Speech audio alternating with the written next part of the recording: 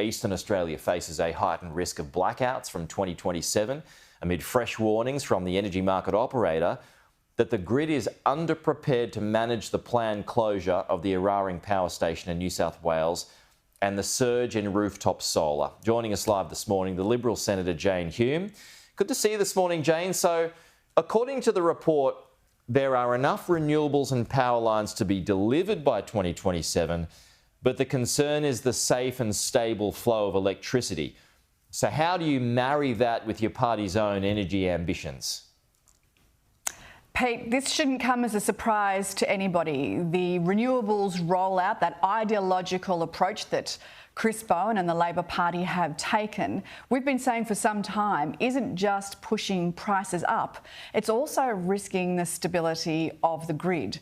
Now, the Coalition wants to see affordable and reliable and responsible energy delivered to all Australians that will bring prices down over time, but also make sure that when you press that switch, that the lights actually turn on. AEMO is sounding the warning here around Eraring, and that is no surprise. It is due to close in the next couple of years. I think it's 2027 Eraring is due to close. And it looks like there's going to need to be an extension, a sweating of those assets. Now, that's Origin Energy's decision, but last year, all energy ministers around Australia signed into legislation the power to extend coal-fired generation around the country. So Chris Bowen obviously talks a big game on emissions reduction, but at the same time has extended his own powers, as well as every other energy minister's powers, to continue to sweat those assets. Now we're hearing, though, the problem isn't necessarily sweating the assets, it's getting the technology right to enable those assets to then stabilise the grid, because of this ideological obsession with the renewables energy rollout. That's all because Chris Bowen has set targets for both 2030 and 2035 that are going to not just cost Australians more, but potentially cause blackouts on the East Coast. So would it be your preference, your hope, that Eraring is extended beyond 2027, that there is an option to do so? Certainly, the Coalition's energy plan for affordable energy and responsible approach to reducing emissions allows for the continued use of existing coal-fired power stations. And it's not just Eraring that we're talking about, of course. I mean, Eraring is responsible for around 25% of New South Wales power. But there's also Yallourn in my home state of Victoria, due to close in 2028. It's responsible for around 16% of the power in Victoria's grid.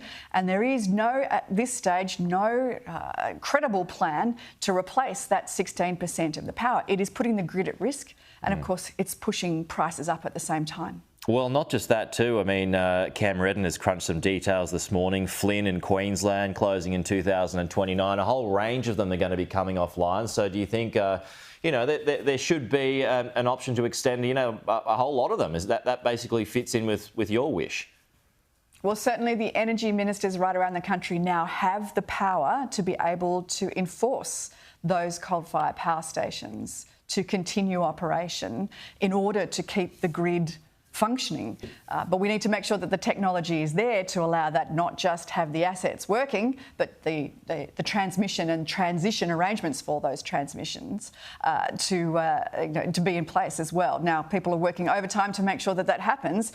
But in the meantime, what we're seeing is industries go offshore because of rising energy prices, jobs be moved offshore, a lack of investment in the system, and some of the lowest investment in that renewable energy that is supposed to replace the coal-fired power energy in over a decade in the last 12 months. So this is a failing program by the Labor government that is not only not delivering lower energy prices, as they promised, $275 off their bill was the promise before they were elected, but is also now risking those industries. And we've seen them already, whether it be Tomago, aluminium, or Kinos Plastics, or in Incitec Pivot, or Oceania Glass, again in my state of Victoria. These are massive and really important industries for Australia that we're seeing shut down before our eyes. And those jobs are not coming back anytime soon under Chris Bowen's ideological approach to the energy transition. Well, so what the New South Wales government is aiming to do now is to speed up Transgrid's installation of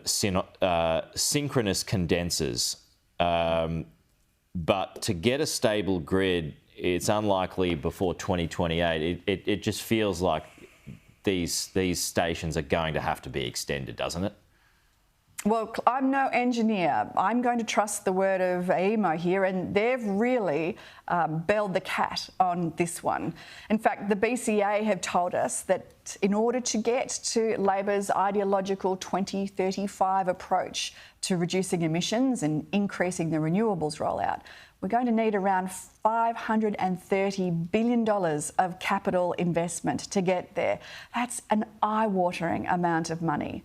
And that's on top of the $5.3 billion that's already been spent by this government in the last 3 years for subsidies to households and businesses for those rising energy costs. This is a crisis of the Labor government's making, and I'm not entirely sure they have the solutions to fix it.